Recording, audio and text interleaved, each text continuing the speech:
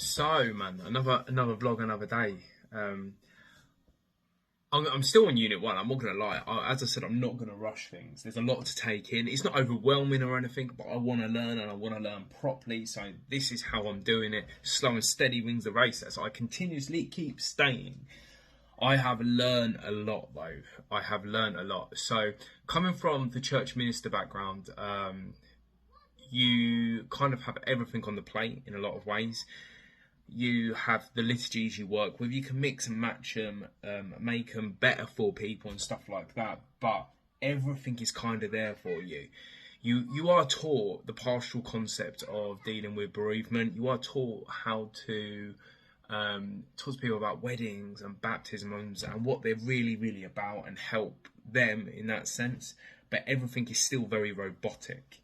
Now, the civil celebrancy stuff seems like it's ever flowing. It's an ever-flowing concept, and I like that a lot more.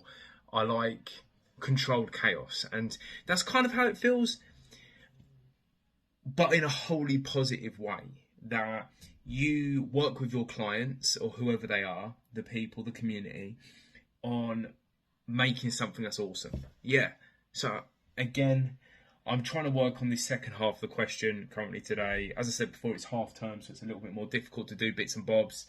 I have been for a 13-mile run this morning, and I've got to do a food shop today as well. So I am trying to fit this in as well as possible. But as soon as it's not half term, I should be banging through these questions a bit more. I'm also reading a little bit of a marriage folklore book, which I'm highly enjoying, Weddings and Customs and Folklore, by a lass called Margaret Baker. And today's one is Valentine's Day. Now, the mad thing about Valentine's Day, me and my wife, we've never really celebrated it. We did once, I believe.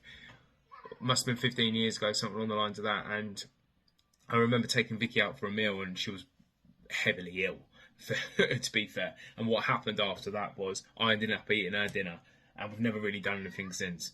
But Valentine's Day is a historical and a folklore important day. But we'll talk about that in a bit, people. We'll talk about that in a bit.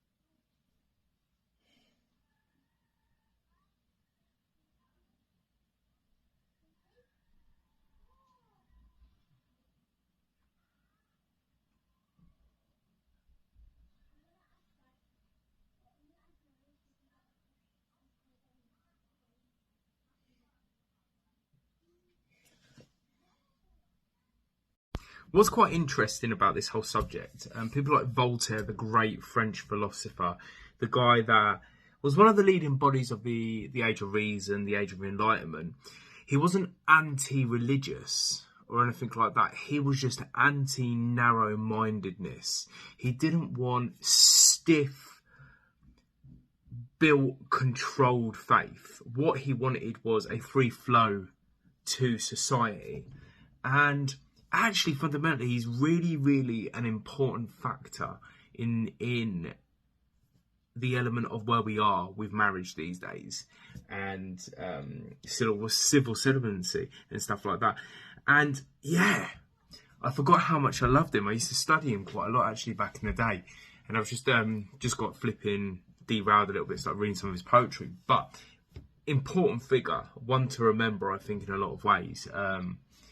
In that element, the Age of Reason, the Age of Enlightenment was a changing point in history. People like Isaac Newton, John Locke, and so, yeah, I love it when my brain expands slightly.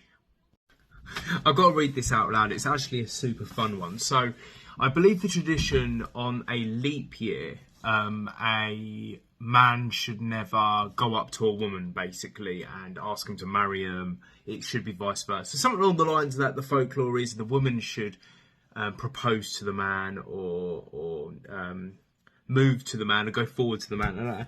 It's a great little story here. So, from a 3-year voyage on the 14th of February 1764, and in Boston Street, a captain gave his wife a big smacking Valentine's kiss. This isn't even a new couple. This is just a standard married wife and husband for many years. And because he did this on this day, which no man should do, it should always be the woman, this captain got sentenced 2 hours in the stocks. Folklore is fun and brilliant, and traditions are fun, and superstitions are fun, and this has made me smile because imagine it. So man gets off a boat, he's been on their voyage for 3 years, it's the 14th, it's a leap year Valentine's Day. He kind of forgets that he shouldn't go over and snog his wife should come over and snog him. Alright, he gives her a big snog, and on Valentine's Day, or the day before Valentine's Day, I do apologise, okay, he is put in the stocks. What a great little story. And happy Valentine's Day to everybody.